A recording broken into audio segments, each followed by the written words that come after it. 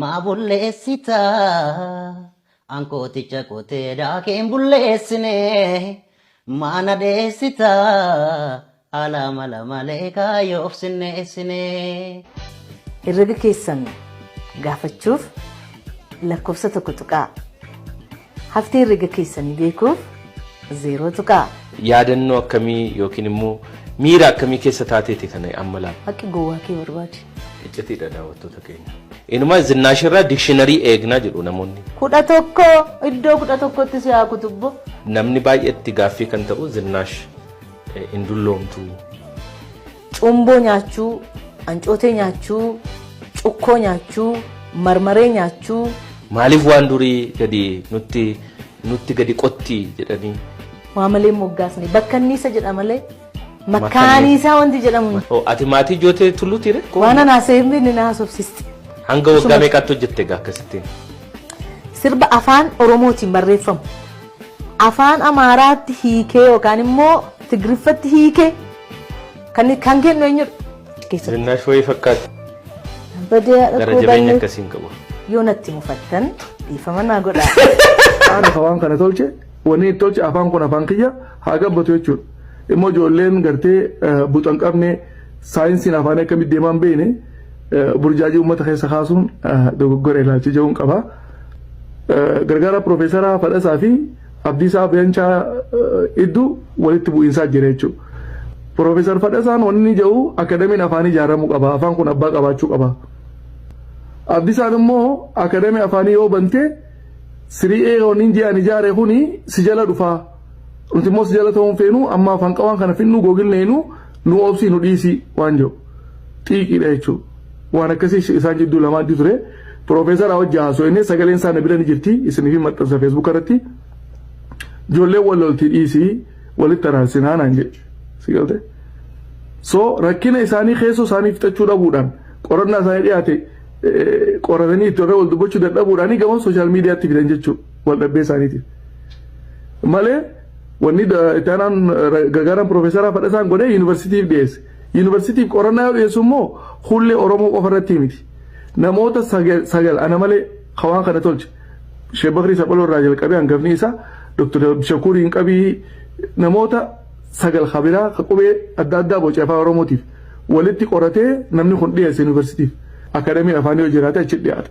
Hanga akademiin afaanii hin jirre immoo yuunivarsiitiif dhiyaateeti hayyoonni Oromoo irra mari'achuu qaba. Waggaa 19 guutuu yeroo waan kana naanneessu appilikeeshinii itti barreeffamu hunda tolchee kitaaba 10 meeqa ittiin barreessee waan kana gaazexaa adda addaa ittiin barreessee oofu jiru. Takkaa sooshaal miidiyaa irratti hin baafne. Hayyoonni Oromoo irra guddaan immoo quba qaban keessan. Maaliif waan Oromooti keessaan gabbifamee hayyootaan qeeqamee guddachuu qaba waan jiruuni. Arra isaan dhuunfatti waan wal lolaniif fudhanii feesbuuk irratti hin gaffiiganii hawaasa burjaajessuuf yaadan. Burjaajessuun immoo hin danda'an. Because afaan kun afaan kiyya gabbifachuun ana qabdi jechuudha. Atis na hojii qabda saayinsii afaaniitiin fiddee waan kana lakkee hanqina qaba kana qaba haa dhaabbatu lakkee cimina kana qaba atti fufuun ati qabdi jechuudha. Kun waan afaan fiitii jechuudha. Afaan Oromoodhaa kun afaan Oromoo saara'ee baheedha. Soom kola halama. Lama hay kama hada lama hay wadeessa kalma hay ni ramad shay. Rahani safara oy. Oromo hay malin hay. Orominya hone. Hawl kalma kalma hay. كلمني هو شان قد ما تكلم ترام تعال صرت نفسك ما تفهم. رنمي شون في هان كومين اخو ايه لهين اس شان كلي كلا خلصتني. ولا بولا طبعا براس بيت جول مان مشاتا كان فارومو ولينا ساد اكمت نغادا نغما ما دا سوفت كلنو كيمه كيلو مالي دا كيلو دراره داي كله قبه دا افان اورمون هارئ دفيرا نغينيت اما اسا برنه جالما تريننجي فرنيتو اما اسار ركا كنو افان اورمو سارا مان بربادي نغافت كمل او بيني afaan Oromoodhaa kun afaan Oromoo saara'ee baheedha. Soom kola halama. Wala hello.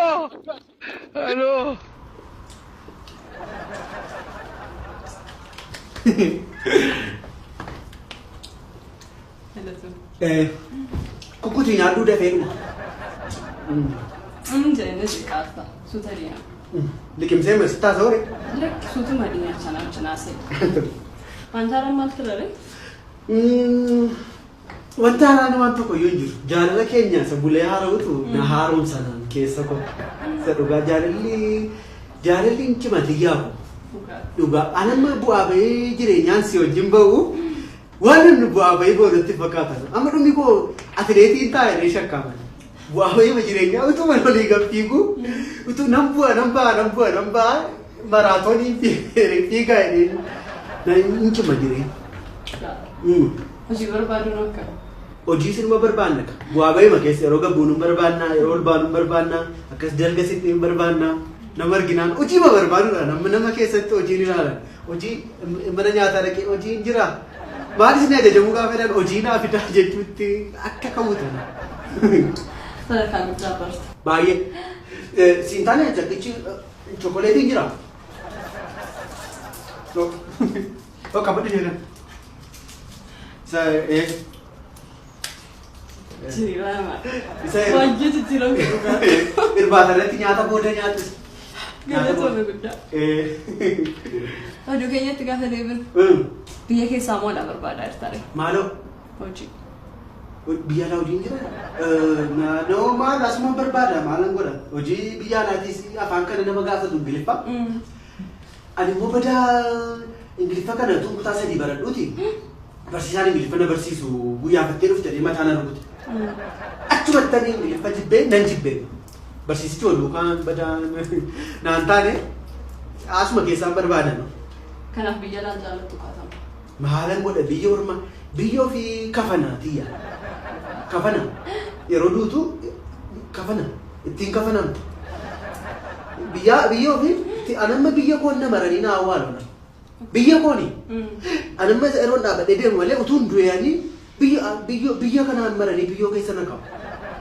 Kanaaf biyya kana ba'uun barbaadu. Maal eessa na qabu? Biyya ormaa dhaqee maaltu garba namaa na godhu? Asitti hirkoo qola kitaabaa maal kitaabaa muka kitaabaa naan jedhanii hundumtuu inni kaan qola naan jedha. Inni kaan muka naan jedha. Asitti muka ta'ee jiraadhu achi dhaqee nama ta'u. Kanaaf immoo wanta haaraanis hin jiru. Wanta haaraan hin jiru. Hojii barbaadaa jirta. Hojii barbaadaa jira siijin immoo gara gaa'elaatti seenaa. Baay'ee gaarii irratti. Walumaa. Kan jedhu. Obsee beektaa. Obsaa kam? Obsee. Obsaa? Obsee. Obsa? Obsee ishee Noorween jiraattu. Obsaa noolee kabbaa jiraatu? Obsee ishee Noorween jiraattu. Anoo nama akkasii hin beeku. Namni yoo nagaa anoo qola kitaabaan barreesse beekamtiin koo galaana ceera tarii na beekuu danda'u isaa. Sheemee messenjeriidhaan wal bartanii lakkoofsa kee messenjerii irratti ergitee fi telegiraamiidhaan haasa'uu jalqabdanii suura faallee walii ergitan. Obsee moo? Maal erga obsee telegiraamiidhaan yeroo hundumaa haasoftu.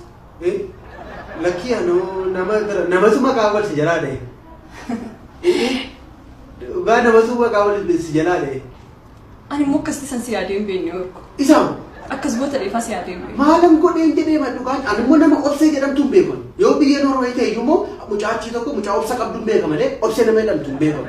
Sobas beektaa jechuudha kan hin beekne eenyummaa keenya tokko sobas beekta. Maal eenyu sitti beekne jedhama waan akkasii odeeffannoo akkasii ragaa qabdu jetteen gaafattooti.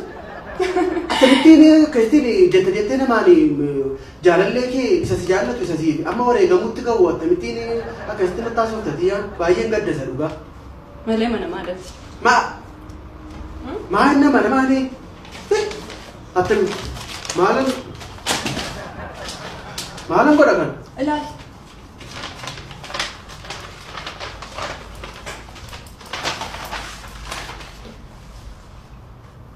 Dhugumaa baalchaa saafoo hundumaa. Paaspoortii kooti? Paaspoortii keeti. Sobaari? Sobanni? Si biraa maal hojjetaree guddaan mana keenyan kaa'e moo mana keessaniin kaa'e? Akkanitti dhufe maal godha? Inni sin fayyadu. Anaan ni soba. Tunatti namiin deemu fedhu.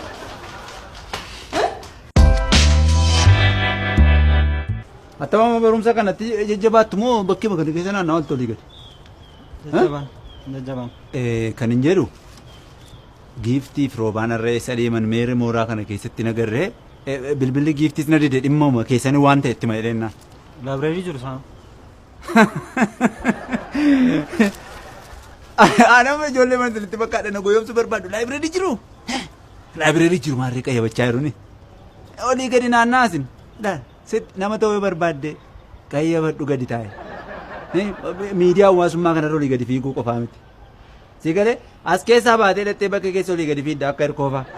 Of eeggadhu seeraanii qayyabadhaa seeraan dubbisaa wal gorsa. Bakkii kana keessa ofumaa ol jala hulluuttanii olii gadi yaa'ina. Hin fayyadu kun.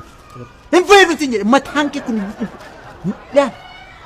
Kan ammoo gaggabaas.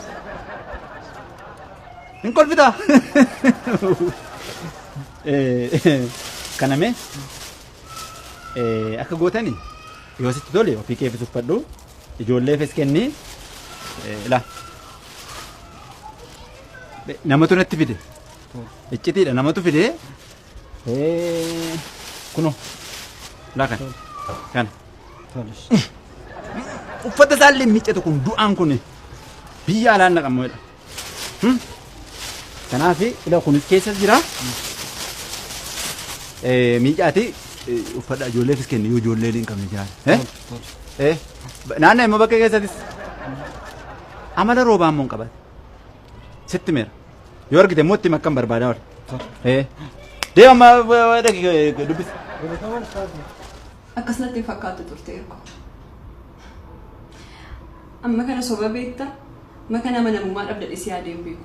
Maali amma kana si amanamummaa dhabee miti? Obseedhaan sin jaalladha jechuun immoo tiyya sin jibba jechuu miti. Nama beekamaa yeroo taatu immoo namnis baay'ee si barbaada.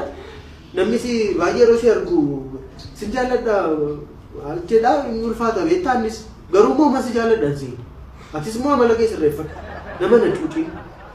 Namni yoo biyyaa bahee jijjiiramee rakkina hin qabu. Gaachi booddee biyya sanattis atis deemtee of jijjiiruu dandeessa. Ofan jijjiiraan jedhe malee siinan jijjiira jaalala keenya jijjiiramoo hin jenne. Akkasumatti deddeebisaa taa'e. Ana wajjin akkas taasiftu? Obsee deemaa kana inni. Amala kee sirreeffadhu.